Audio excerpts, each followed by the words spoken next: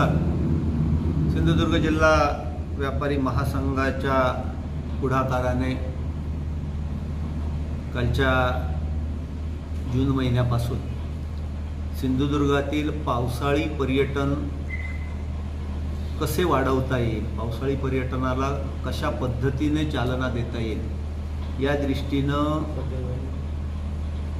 काही योजना नियोजन करण्याच्या दृष्टीनं पर्यटन व्यावसायिकांच्याशी संपर्क साधण्यास सुरुवात केली आणि सगळ्यांच्याच बोलण्यातून आणि सूचनातून आता या जिल्ह्यातील पावसाळी पर्यटन हे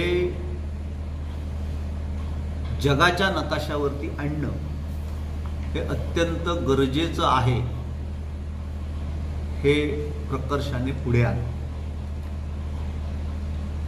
त्यातून मग पर्यटन व्यावसायिकांची बैठक झाली 8 दिवसापूर्वी, मग जिल्ह्यातल्या यूट्यूबर्स आणि ब्लॉगर्सची बैठक झाली आणि आज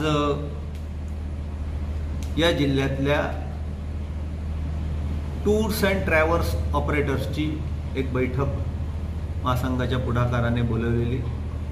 त्याला खूप चांगला प्रतिसाद मिळाला आणि जवळजवळ 1.5 ते 2 तास व्यापक चर्चा झाली आणि यातून एक महत्त्वाचा मुद्दा पुढे आला।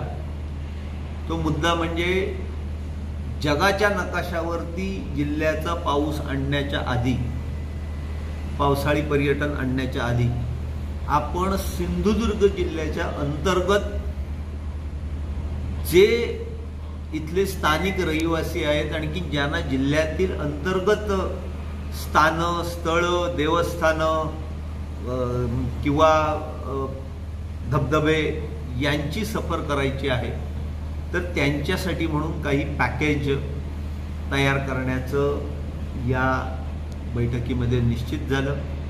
हे पॅकेज तयार करण्याची जबाबदारी संजना टूर्सचे संतोष काकडे यांनी घेतलेली आहे आणि एक महत्त्वाची गोष्ट पुढे आली की हे जिल्ह्याचं पॅकेज तयार करून लोकांपर्यंत पोहोचवण्याच्या आधी या क्षेत्रामध्ये काम करणारे म्हणजे टूर्स अँड ट्रॅव्हल्समधले काम करणाऱ्यांची आधी पहिल्यांदा एक दिवसाची दक्षिण सिंधुदुर्ग आणि 1 दिवसाची उत्तर सिंधुदुर्ग अशा पद्धतीची सहल आयोजित करायची, अभ्यास दौरा आयोजित करायचा की ज्यातून त्यांना या सगळ्या गोष्टीची आखणी करणं हे सोपं पडेल।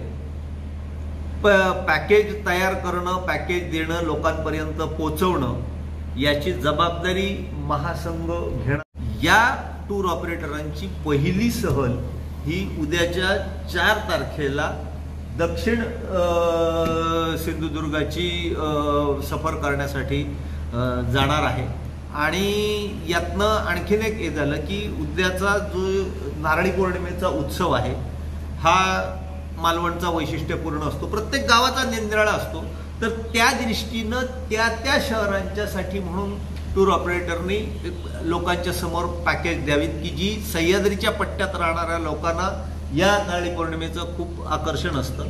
आणि मालवणमध्ये आहे बैठक म्हणून आम्ही हे केलं की यंदाच्या 22 जुलैला माझ्या माहितीप्रमाणे आमच्या बेळवसच्या सातेरीचं वैशिष्ट्यपूर्ण असं जलमंदिर आहे आणि त्याचा वार्षिकोत्सव आहे। या वार्षिकोत्सवाला पार कर्नाटकातनं फार मोठ्या प्रमाणामध्ये भाविक येतात, तर हेही एक पॅकेज तयार करायचं आहे।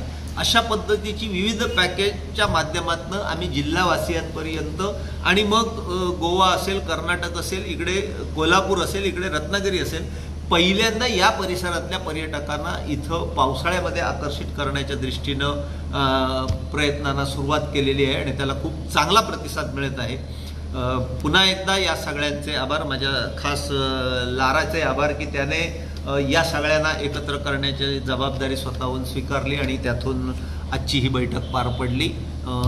डॉक्टर वालावलकरांचे सुद्धा आभार की राहुल वालावलकरांचे आभार की त्यांनी हे सभागृह आमच्या या सगळ्या संकल्पनेला धरून उपलब्ध करून देत आलेले आहे. धन्यवाद.